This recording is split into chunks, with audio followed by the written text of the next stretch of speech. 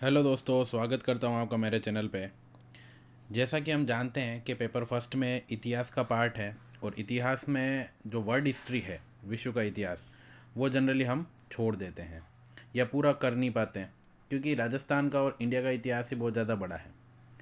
तो उसमें जो फर्स्ट चैप्टर है पुनर्जागरण एवं धर्म सुधार, उसमें मैं पुनर्जागरण वाला पार्ट आपको बताता हूँ और काफ़ी इजी वे में ये आपके कंप्लीट हो जाएगा।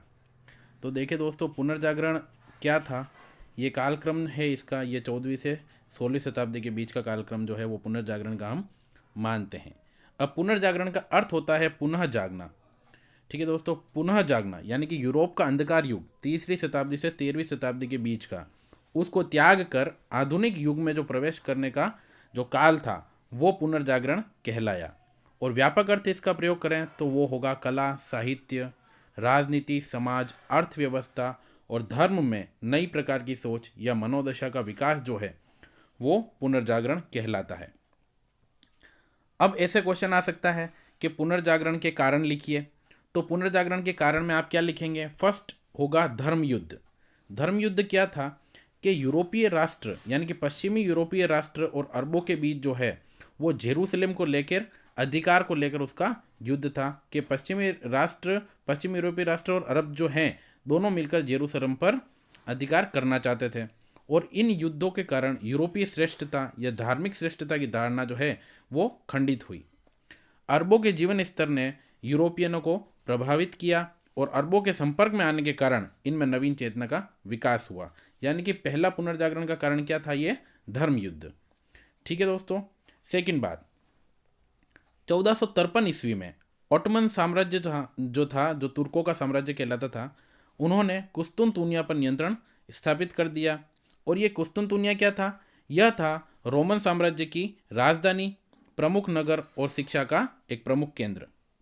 इस कारण बड़ी संख्या में यहाँ के विद्वानों ने इटली और पश्चिमी यूरोपीय राष्ट्रों में शरण ली और इन विद्वानों ने पश्चिमी यूरोप में मानववादी एवं आधुनिक विचारों का प्रसार किया। तो दूसरा कारण पुनर्जागरण का ये था कि जो विद्वान थे वो इटली और पश्चिमी यूरोपीय राष्ट्रों में आ गए। तीसरी बात, 15वीं शताब्दी के मध्य में गुटेनबर्ग जो है उसमें छापे खाने का आविष्कार हुआ। अब इस छापा खाने बनने की वजह से क्या हुआ कि बहुत सारे साहित्य यहाँ पे छपना स्टार्ट हुए। ठीक है दोस्तों, तो यहाँ पे बहुत सारी पुस्तकें छपी और उपलब्ध हुई जिनमें नवीन विचारों का प्रवाह और यूरोप समाज में ये फैलने लगा। और चौथा कारण ये था कि जो कुस्तुनतुनिया की घटना थी इसके कारण एशिया और यूरोप का स्थल मार्ग जो है वो अवरुद्ध हो गया और भौगोलिक खोजें जो है वो प्रारंभ हो गई। जैसे कि कोलंबस अमेरिका चला गया, वास्को डिगामा जो है वो भारत आ गया। तो इस तरीके से ये हुआ कि 1453 की जो घटना थी उसके कारण एशिया यूरोप का स्थल मार्ग अवरुद्ध हो गया और भौगोलिक खोजें जो है प्रारंभ हुई। तो नवीन विचारों का यहाँ पे उदय हुआ। अब क्वेश्चन है ये कि पुनर्जागरण इटली में ही क्यों हुआ? तो देखिए, इटली जो है आरंभ से ही ग्रीको रोमन सभ्यता का केंद्र था। इसके अलावा ईसाई धर्म का केंद्र भी इटली में ही था। भूमध्य सागर में इटली की अवस्थिति होने से उसे व्यापारिक केंद्र बना दिया गया और एशिया अफ्रीका को जाने वाले मार्ग जो है वो यहीं से होकर गुजरते थे। तो ये कारण भी यहाँ पे रहा। चौथा कारण ये था कि इटली की व्यापारिक उन्नति के कारण यहाँ कई व्यापारिक परिवार जो है समृद्ध हुए और उन्होंने आधुनिक विचार को, लेखकों और नाविकों को प्रोत्साहन दिया। ये चार कारण इसमें मेनली है। अब सॉरी, पुनर्जागरण का जो प्रभाव है वो क्या प्रभाव पड़ा और किन किन क्षेत्रों पर प्रभाव पड़ा, इस तरीके से क्वेश्चन आता है तो क्या लिखेंगे? सबसे पहला क्षेत्र अर्थव्यवस्था पर, और ये सबसे इंपॉर्टेंट है कि पुनर्जागरण के कारण नवीन वैकल्पिक जलमार्गों की खोज हुई। जैसे कि कोलंबस ने अमेरिका की खोज की, पुर्तगाली वास्को डिगामा जो है उन्होंने 1498 में भारत की खोज की और इन नवीन खोजों से वैश्विक समुद्री व्यापार की शुरुआत हुई। तो अर्थव्यवस्था पर यह प्रभाव पड़ा। दूसरी बात, धर्म पर क्या प्रभाव पड़ा कि पुनर्जागरण के कारण स्वतंत्र चिंतन का विकास हुआ, धार्मिक मान्यताओं को चुनौती दी गई और तार्किक दृष्टिकोण का विकास हुआ। जो पहले रूढ़िवादिता थी वो समाप्त हुई और तर्क के आधार पर व्यक्ति जो है उसने अपने विचार व्यक्त किए और व्यक्ति चर्च के प्रभाव से मुक्त होने लगा। तीसरा कारण, राजनीति पर क्या प्रभाव पड़ा?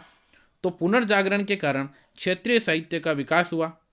छापे खाने के कारण, जैसे कि मैंने बताया था कि साहित्य बनने लगे, पुस्तकें छपने लगी, तो इस कारण क्या हुआ? क्षेत्रीय साहित्य का विकास हुआ और क्षेत्रीय भाषाओं के आधार पर लोगों ने संगठित होकर राष्ट्र राज्यों का निर्माण किया और पोप की सत्ता को अस्वीकार कर दिया। व्यापारिक समृद्धि ने शासकों एवं व्यापारी को नजदीक लाने में भूमिका निभाई, क्योंकि चर्च से राजा एवं व्यापारी दोनों ही परेशान थे। तो चौथा कारण क्या रहेगा दोस्तों? समाज पर क्या प्रभाव पड़ा? पुनर्जागरण के कारण मनुष्य के चिंतन का केंद्र बिंदु भगवान के स्थान पर मनुष्य स्वयं हो गया। अब मनुष्य को खुद के ऊपर विश्वास ज़्यादा होने लग गया भगवान से, क्योंकि पोप की जो सत्ता थी उससे लोग परेशान हो गए थे। पोप की सत्ता से परेशान हो गए थे, तो लोगों ने खुद का विकास किया। तो देखिए दोस्तों कि व्यक्ति का जीवन सुखमय होना चाहिए जैसे विचार लोकप्रिय होने लगे। पेट्रार्क जो थे उनको प्रथम मानववादी कवि कहा जाता है और पुनर्जागरण के कारण मनुष्य को लुभाने वाली चीज़ों का विकास हुआ, जैसे कि कला, संगीत इत्यादि। ठीक है, अब देखते हैं साहित्य पर क्या प्रभाव पड़ा।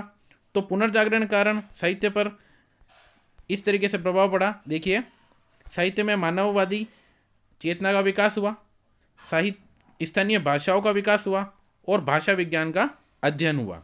अब इनके कुछ उदाहरण हैं, जैसे कि दांते इटली के, जिन्होंने डिवाइन कॉमेडी लिखी। ये 13वीं शताब्दी की जो पुनर्जागरण की प्रथम रचना थी और इनकी अन्य रचना थी न्यू लाइफ। मेकियावली जो काफ़ी फेमस है, इनकी है the Prince, the monarch. Petrarch, जिनको प्रथम मानववादी कवि कहा जाता है, इन्होंने अफ्रीका पर एक लंबा गीत लिखा। टॉमस मूर की यूटोपिया, इसमें जिसमें आदर्श राज्य व समाज की कल्पना की गई, ये लैटिन भाषा में लिखी गई बुक थी। विलियम शेक्सपियर, जिनको सभी जानते हैं, अंग्रेजी में इन्होंने अपने उपन्यास लिखे। ये 16वीं शताब्दी के प्रमुख नाटककार और कवि थे। इनकी प्रमुख रचना हैमलेट और मैकबेथ थी।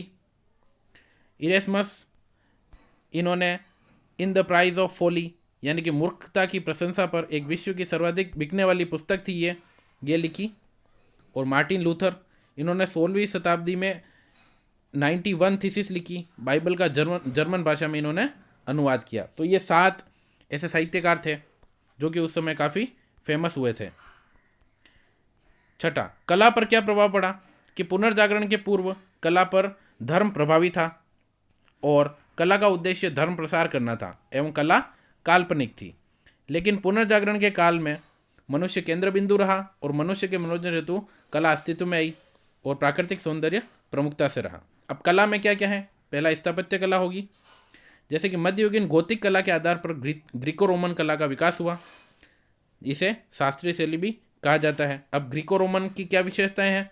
जैसे कि नुकीले मेहराब की जगह गोल मेहराब बनना स्टार्ट हुए, श्रृंगार योजना पर बल बना, लकड़ी का प्रयोग करने लगे और सबसे इम्पोर्टेंट बात, उनमें खिड़कियों का बहुत ज़्यादा महत्व हुआ करता था। अलग अलग प्रकार की और कई सारी खिड़कियाँ जो है वो बनाई जाती थी। माइकल एंजेलो, जिन्होंने रेनेसां स्थापत्य का प्रमुख व्यक्ति जाना जाता है, इनको रेनेसां मैन भी कहा जाता है, क्योंकि यह व्यक्ति जो थे ये चित्रकार और मूर्तिकार दोनों ही थे। जिनेसिस और द लास्ट जजमेंट इनके प्रमुख चित्र हैं। चित्रकला की बात करें तो जियोटो का नाम आता है। प्राकृतिक सौंदर्य व जनसाधारण से संबंधित चित्र इन्होंने बनाए और कैनवास पर चित्र बनाने वाले प्रथम व्यक्ति थे जियोटो।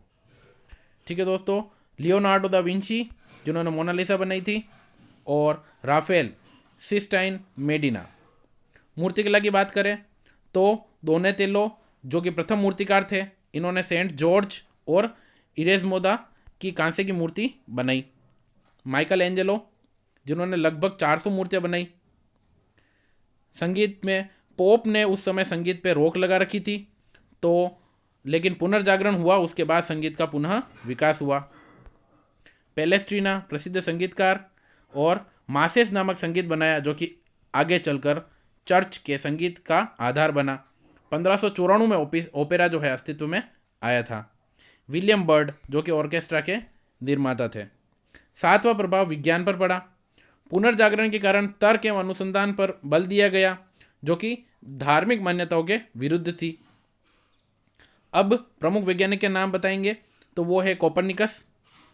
इन्होंने पृथ्वी केंद्रित ब्रह्मांड के स्थान पर सूर्य केंद्रित ब्रह्मांड सिद्धांत दिया।